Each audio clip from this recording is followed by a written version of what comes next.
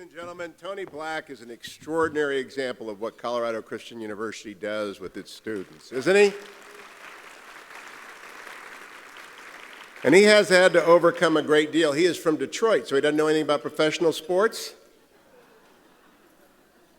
And he roots for the University of Michigan, and he's going to go to the law school, of which I am an alum, but fortunately he doesn't know anything about Ohio State football, and he thus doesn't know anything about college football. Nevertheless, we've worked with him for an entire year at the program, and we love Tony. And CCU formed him, and they taught him, and they sent him off fully ready to engage in the debates that we're going to be talking about this weekend. I want to begin by thanking Senator Bill Armstrong and John Andrews, Senator Andrews. They are extraordinary people who are changing not just the lives of young people, but the country.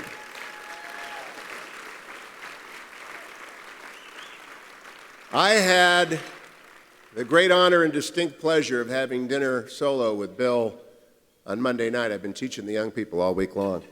And every time I go out with him or with John, I always find something new, but I found this out. Senator Armstrong was a young member of Congress in 1973 when war broke out on the Sinai Peninsula. If you remember the Yom Kippur War, Israel was in a bad way. What did Bill Armstrong do? First, he flew to Israel, and he met during the war with Golda Meir. Then he flew off, I believe, to Cyprus and returned and met in Egypt with the leaders of that country. I don't know if he met with Sadat, but and he told me about meeting with Golda Meir, and I thought to myself, I worked for Richard Nixon years ago, but I haven't actually talked to anyone who was with Golda in Israel in 1973. No wonder these students have such great leadership. No wonder the Western Conservative Summit is so ably led, because here's a man who was with Reagan, here's a man who knows Golda Meir, here's a man who understands exactly what this country needs. So it's a great honor to be here. I want to begin by asking those of you who have served in the uniform of the United States to stand up and accept our applause and thanks. We haven't done that yet. Where are our veterans?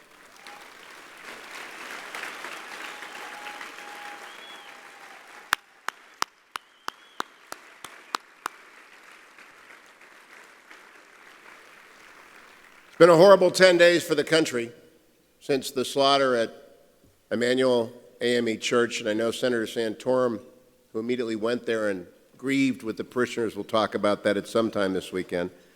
And the violence continued not just there, but across the world today on 3 continents. 37 were struck down by the Islamic State in Tunisia, another individual decapitated at an American company in France, Moors killed at a Shia mosque in Kuwait.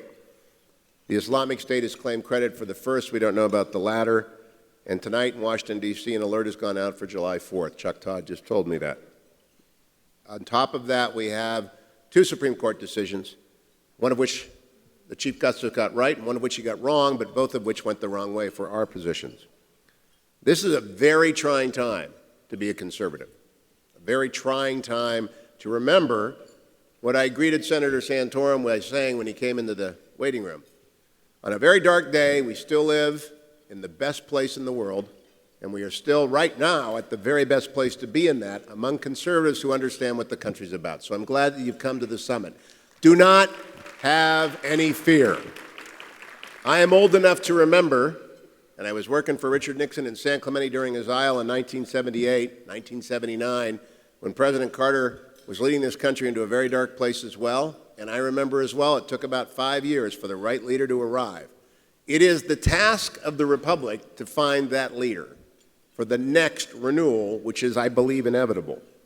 I believe my job as a moderator and a questioner, I'm not the moderator, I'm just asking questions at the 3 debates that will be co-hosted by Salem Media Group and CNN, to help Republican primary voters, not Democrats, not independents, but to help Republican primary voters understand, by virtue of the questions asked and answered, who is best equipped and who is the most conservative of those people on that stage or stages, because often there will be 2 debates, to beat Hillary Clinton. Now, I'm not endorsing anyone here, and indeed throughout the Western Conservative Summit, you won't hear anyone be endorsed, because not-for-profit 501c3s cannot put on events in which people endorse.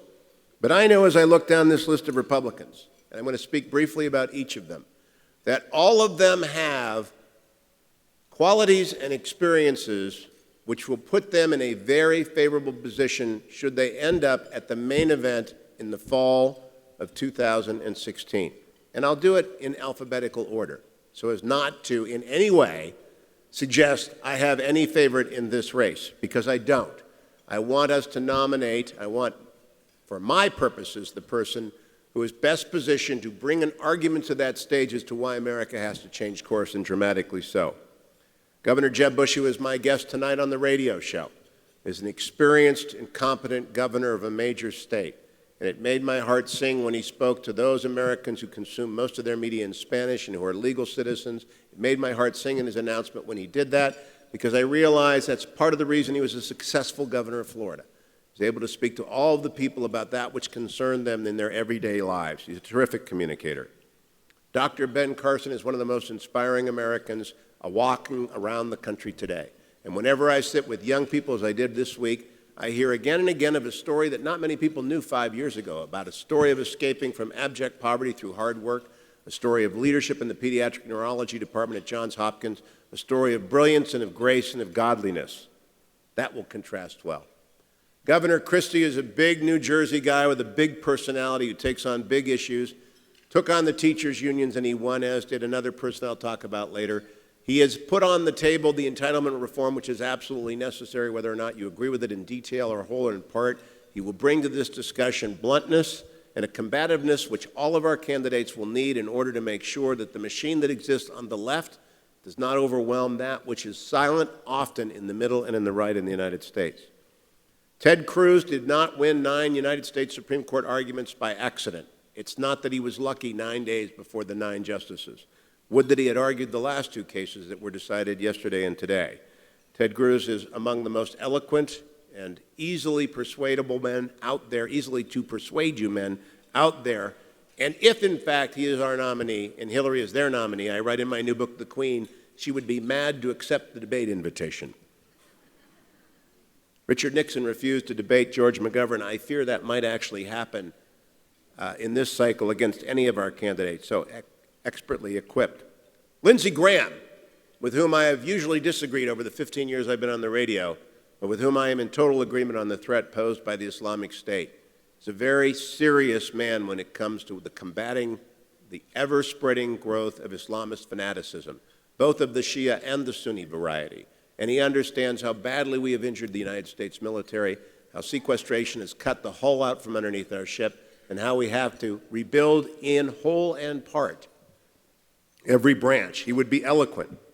Governor Mike Huckabee is a terrific communicator, a wonderful storyteller, a great man of God, and just a lot of fun to be around. I don't think that anyone knows Hillary Clinton better than Mike Huckabee, and I doubt many people would argue that he tells a better story than anyone. He would be a formidable opponent on that debate stage. John Kasich is the governor of the greatest state in the Union, Ohio. The 17th state that produced more presidents than anyone else, because you can't count those early Virginians. They were born on English soil. We put the first man on the moon. We invented airplanes. Ohio is integral to the future of the United States, and John Kasich has done a wonderful job governing it. In fact, he won 86 out of 88 counties in Ohio, which has never been done. He won my hometown of Warren, Ohio, which has not been done in my lifetime, and I'm 59. He's a proven vote getter. He's a bully, and he's a great man of faith. George Pataki is a leader in a crisis. I was looking forward to talking to him tonight. He's ill. He can't be here. But George Pataki deserves the respect and admiration of every American for what he did on 9/11. I was broadcasting that morning when the towers came down, 7 hours live on the radio. I thought 50,000 people were dead. George Pataki and Rudy Giuliani went there, and they helped rebuild a city. They helped lead a country along with President Bush. Extraordinary man. Senator Rand Paul is an eloquent defender of the civil liberties of every American, whether or not they agree with him. He has returned to center stage the argument about exactly where the government should be, and he's rallied people to the political process who have not been involved before. He is a great debater, and he would adequately and perfectly represent this country's key needs in any debate with Mrs. Clinton. Rick Perry did not win the governorship of Texas 4 times because he is shrinking violet. He is also very, very funny, and he's also been around this track, as is the next person I'm going to be talking about in a minute, actually one removed. They know what it takes to win and how to run and how this is a grueling, terrible process. And it is indeed useful to have the experience of being a governor when you stand up against someone whose tenure at the Department of State is best described as catastrophic.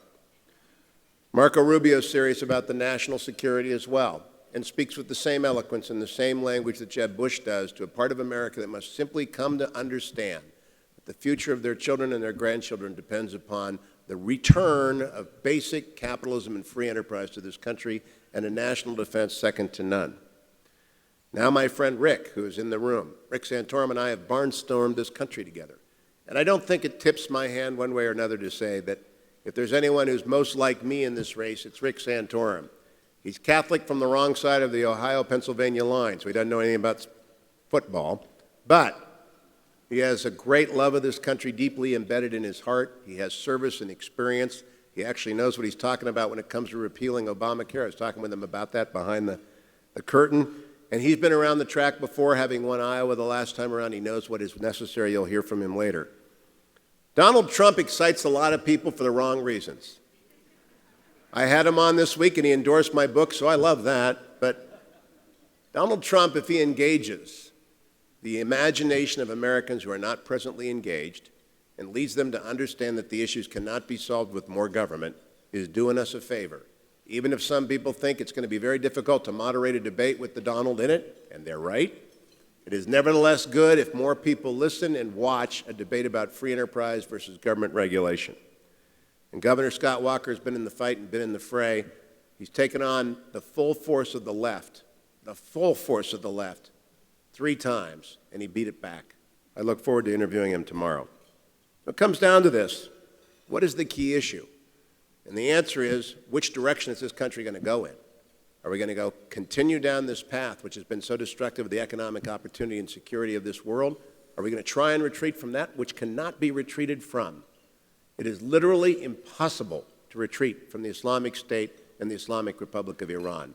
They will not have it. We cannot leave the stage. Mrs. Clinton presided jointly as a partner with President Obama in America's attempt to pretend that evil does not exist. Her reign at the Department of State is truly the most catastrophic of any State Department head in my lifetime, and I believe going back to the founding of the Department of the State. And her queen-like behavior, and that's why I named my new book The Queen, should cause everyone to be arrested where they stand when they consider that maintaining a server in her residence put her own political and personal interests ahead of the national security of the United States. I close with this observation. I bring everyone to my studio, everyone who will come and talk to me. And in the last month, General Stanley McChrystal was there for 2 hours, and I was in the presence of a great American, a great warrior, whom the president fired because he didn't like what some of his staff had said. But General McChrystal has put that behind him, and he's written a new book, but he paused to tell me every single day, ISIS makes 100 million social media contacts with their ideology. It only takes a small slice of that to present an absolutely mortal threat to the West, not just the United States, but to the entire idea of the West. Before him, a week earlier, the former deputy director of the Central Intelligence Agency, a 33-year veteran of the CIA, Mike Morrell, was in my studio. And I asked him point blank, did our enemies of the United States, in your opinion, compromise Mrs. Clinton's homebrew server? And he answered once, and I came back and said, is that a yes? And he said, yes. The enemies of the United States almost certainly knew, almost certainly have, every one of the erased emails that the former Secretary of State kept despite the best interests of the United States. No wonder we've been out negotiated at every turn. No wonder we have been flanked at every move that we have made. Not only have we been retreating, they knew which direction we would retreat in for the last 4+ years. Now the Office of Personnel Management has been hacked in a hack that is actually deeply as damaging as Snowden and Manning's, as Jeb Bush said on my radio show tonight. I used to be the general counsel and deputy director of that agency. I know what's in an FF-86. People do not yet realize what has happened to us over the last 2 weeks. Terror in Charleston, bad decisions from the Supreme Court, a big hole in the weight-bearing wall of the West, which is the family and marriage.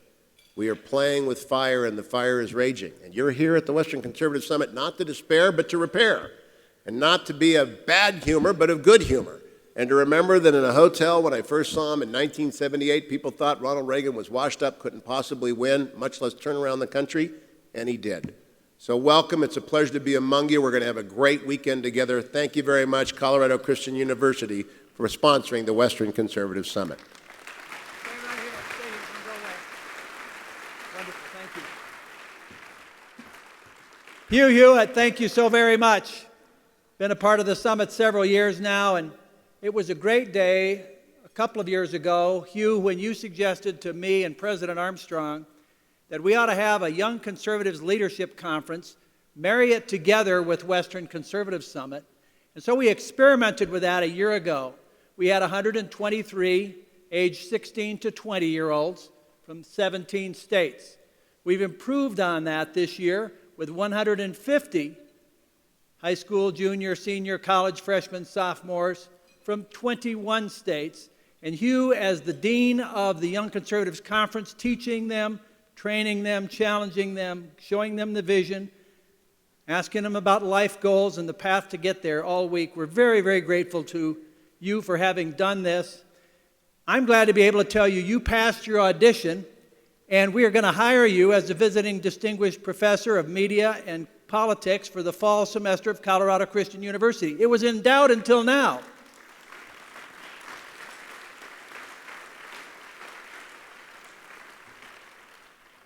To thank our speaker and our good friend, future visiting faculty member, some of you remember from past summits, we're just blessed to have a staff artist, a talented young Christian wizard with a pencil or paintbrush by the name of Ben Hummel from Golden, Colorado, and he has done these caricatures of some of our speakers year by year. This is the third year that we've got Hummel caricatures.